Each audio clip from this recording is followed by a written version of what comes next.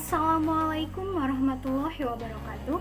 Saya Mela Rahmayanti Putri dari PGSD 4A Universitas Muhammadiyah Tasikmalaya.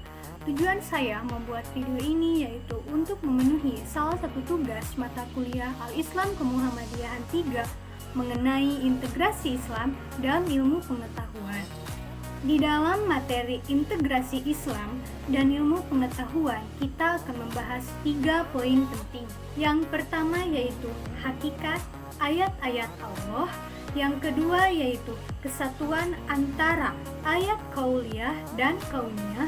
Kemudian yang ketiga yaitu interkoneksitas dalam memahami ayat qauliyah dan kauniyah. Langsung saja ke poin yang pertama yaitu mengenai hakikat ayat-ayat Allah. Al-Quran mengajak kepada manusia untuk merenungi berbagai kejadian dan benda-benda alam yang dengan jelas menunjukkan kepada keberadaan dan keesaan Allah Subhanahu wa Ta'ala beserta sifat-sifatnya. Di dalam Al-Quran, segala sesuatu yang menunjukkan kepada suatu kesaksian disebut sebagai ayat-ayat, yang berarti telah bukti teruji kebenarannya, pengetahuan mutlak, dan pernyataan kebenaran. Jadi, ayat-ayat Allah terdiri atas segala sesuatu di alam semesta yang memperlihatkan dan mengkomunikasikan keberadaan dan sifat-sifat Allah. Mereka yang dapat mengamati dan senantiasa ingat akan hal ini akan memahami bahwa seluruh jagat raya tersusun atas ayat-ayat Allah. Ini dijelaskan di dalam Quran Surat Yunus ayat 101.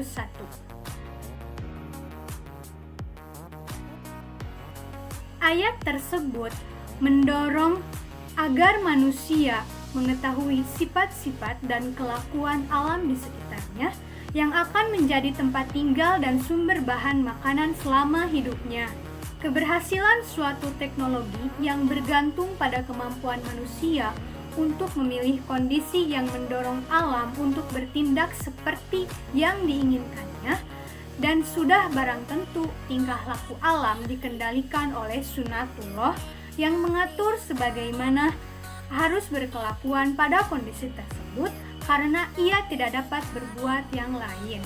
Ini telah dijelaskan di dalam Quran Surat Az-Zariyat ayat 13. Ayat ini menyatakan bahwa seluruh isi langit dan bumi akan ditundukkan oleh Allah Subhanahu wa Ta'ala bagi umat manusia dengan sains yang diterapkan dan teknologi yang akan diberikan kepada mereka yang mau melibatkan akalnya dengan menggunakan pikirannya. Kemudian kita ke poin yang kedua mengenai kesatuan antara ayat qauliyah dan kauniyah. Allah menurunkan ayat-ayatnya melalui 2 cara. Yang pertama yaitu qauliyah yang biasa disebut dengan cara formal, dan yang kedua yaitu kauniyah dan biasa disebut dengan cara non-formal. Apa sih ayat qauliyah itu? Ayat qauliyah merupakan kalam Allah atau Al-Quran yang diturunkan secara formal kepada Nabi Muhammad SAW. Dan apa itu ayat kauniyah? Ayat kauniyah biasa disebut dengan fenomena alam, jalannya tidak formal, dan manusia mengeksplorasi sendiri. Al-Quran yang terdiri dari 6.236 ayat menguraikan berbagai persoalan hidup dan kehidupan, antara lain seperti menyangkut tentang alam raya dan fenomenanya. Uraian-uraian sekitar persoalan tersebut sering disebut dengan ayat-ayat kauniyah. Kemudian, secara sederhana, proses terbentuknya ilmu pengetahuan menurut Islam yaitu sebagai anugerah dari Allah Subhanahu wa Ta'ala kepada manusia dan dapat digambarkan sebagai berikut. Nah, berdasarkan bagan proses terbentuknya ilmu pengetahuan tersebut menyatakan bahwa ilmu pengetahuan dirumuskan berdasarkan pengetahuan yang dihasilkan oleh pengalaman, merupakan kebenaran alami yang merupakan ketentuan Allah Subhanahu wa Ta'ala. Nah, sedangkan yang berasal dari informasi wahyu merupakan bukti kebenaran yang diturunkan Allah kepada para rasulnya dalam bentuk wahyu. Proses terbentuknya ilmu pengetahuan tersebut menunjukkan bahwa Islam tidak mengenal istilah memisah dan membedakan antara ilmu keislaman dan ilmu keduniawian. Sekalipun kebenaran yang terdapat di dalam ilmu pengetahuan berupa kebenaran ilmiah, tetapi karena sebenarnya berasal dari Allah Subhanahu wa Ta'ala juga, maka ilmu pengetahuan dan wahyu tidak mungkin berlawanan. Kemudian, paradigma seorang muslim terhadap ayat-ayat Allah ini, yaitu terhadap ayat kauliyah dan ayat kauniyah, adalah mutlak dan benar, tidak mungkin bertentangan, karena keduanya berasal dari Allah. Pada faktanya, sains telah selaras dengan Al-Quran, seperti fenomena tentang peredaran bintang, matahari, dan bumi pada orbitnya. Namun, sains masih zoni, yaitu bersifat teori, kadang bertentangan dengan yang termaktub dalam Al-Quran. Yang bertentangan ini contohnya seperti teori evolusi manusia. Ayat-ayat kauliyah juga mengisyaratkan kepada manusia untuk mencari ilmu alam semesta, yaitu mencari kebenaran-kebenaran ayat-ayat kauliyah. Nah, oleh sebab itu, manusia harus berusaha dengan membacanya, mempelajarinya, menyelidiki, merenungkannya, yang kemudian mampu mengambil kesimpulan. Selanjutnya, ke poin yang ketiga, yaitu mengenai interkoneksitas dalam memahami ayat kauliyah dan kauniyah. Secara garis besar, Allah menciptakan ayat dalam dua jalan. Yang keduanya merupakan saling menegaskan dan saling terkait satu sama lainnya. Hal ini membuktikan bahwa kemampuan manusia untuk memahami keduanya adalah keniscayaan. Allah tidak hanya memberikan perintah untuk sekedar memahami ayat-ayat berupa kauliyah, tetapi juga harus memahami fenomena alam ini dengan ayat-ayat kauniyah. Alam adalah ayat-ayat Allah Subhanahu wa Ta'ala yang tidak tertuang dalam bentuk perkataan Allah Subhanahu wa Ta'ala untuk dibaca dan dihafal.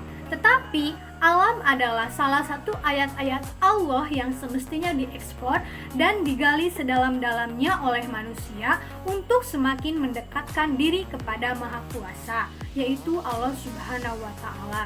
Kemudian, bentuk interkonektivitas antara ayat kauliyah dan ayat kauniyah didasarkan pada firman Allah Quran Surat Al-Imran ayat 91. Berdasarkan ayat tersebut, dalam pandangan seorang muslim, ayat kauniyah akan memberikan petunjuk atau isyarat bagi kebenaran ayat kauniyah. Misalnya, dalam Quran Surat An-Nur ayat 24 yang mengisyaratkan proses terjadinya hujan. Kemudian di dalam Quran Surat Al-Mu'minun ayat 12-14 mengisyaratkan tentang keseimbangan dan kestabilan pada sistem tata surya. Kemudian dalam Quran Surat Al-Ankabut ayat 20 mengisyaratkan tentang adanya evolusi pada penciptaan manusia di bumi ini.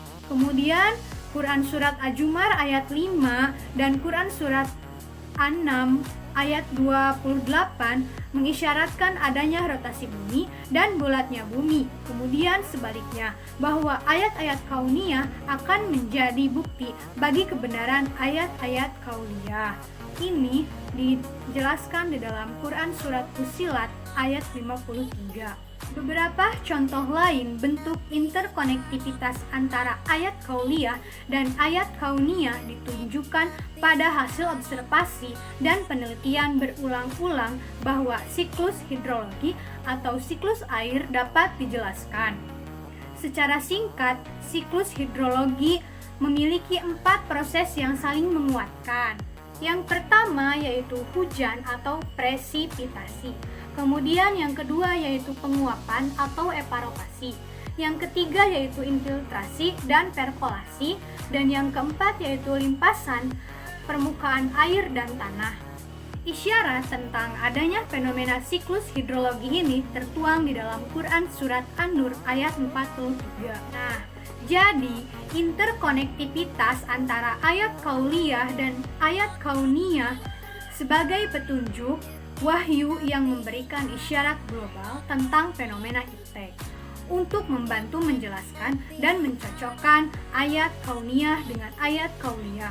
Kemudian, hal ini merupakan suatu sunatullah yang terus-menerus tidak terputus.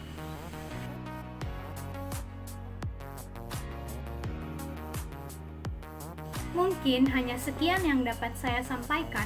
Mohon maaf bila terdapat banyak kesalahan dan kekurangan. Wabillahi taufiq wal hidayah. Wassalamualaikum warahmatullahi wabarakatuh.